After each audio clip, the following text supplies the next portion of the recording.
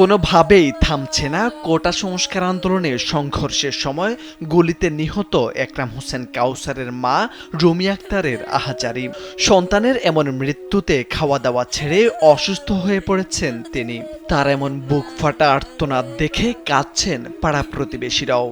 এত কষ্ট করে লেখাপড়া করায় মানুষ। গেল 19 জুলাই জুমার নামাজ আদায় করে খাবার খেতে যাচ্ছিলেন কাউসার। তখনই ঢাকার লক্ষ্মীবাজার এলাকায় সংঘর্ষের সময় বুলেট গিয়ে লাগে তার মাথায়। সঙ্গে সঙ্গে মাটিতে লুটিয়ে পড়েন তিনি। চিরতরে নিভে যায় কবি নজরুল কলেজের মাস্টার্স শেষ বর্ষের শিক্ষার্থী কাউসারের জীবনের প্রদীপ।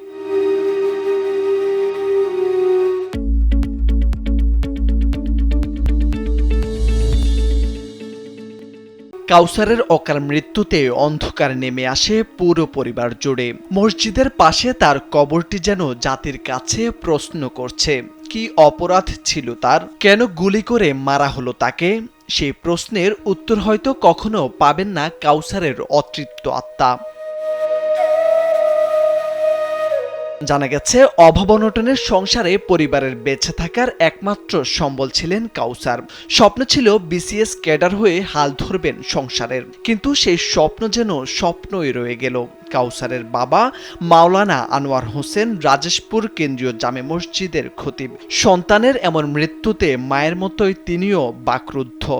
বিচার দাবি আর কি করব, আমার সন্তান তো চলেই গেছে। সন্তান পড়াশোনার জন্য দিছি, সেখানে সে লক্ষ্মীবাজারে মারা গেছে, ফলদুয়ান্দারে বলছে। এখন সঠিক বিচার তো মা বাপ সকলে চায়। আমার তো অনেক আশা ভরসা ছিল, আমার সব আশা ঘুরে বালি হয়ে গেছে। অনেক স্বপ্ন ছিল এই সন্তান নিয়ে আমার, এখন আমার আর কিচ্ছু নাই রে বাজি। আমি এখন কি করি, অসহায় অবস্থায় আছি। 2 সন্তানের থেকে 1 সন্তান হারিয়ে ফেলছি।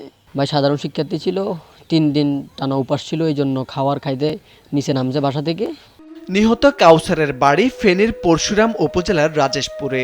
তার বাড়িতে গিয়ে দেখা যায় পড়ার টেবিলে এখনো পড়ে আছে কাউসারের বইগুলো, পাশে ঝুলছে একটি ব্লেজার।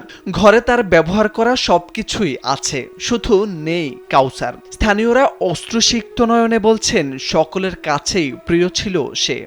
কাউসারের মতন ছেলে হইতে পারে না। কাউসার আমরা হাতের ময়না ছিল। আমাদের দেশের একটা গৌরব, কিন্তু আমরা ছেলেকে হারাই, আমরা বহুত কিছু হারাই ফেলেছি। এখন হের বাবার কাছে কিছু নেই সম্পদ বলতে।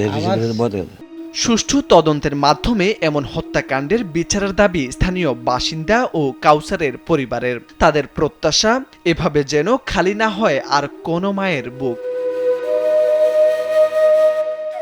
মোরশেদ আলম, কালবেলা।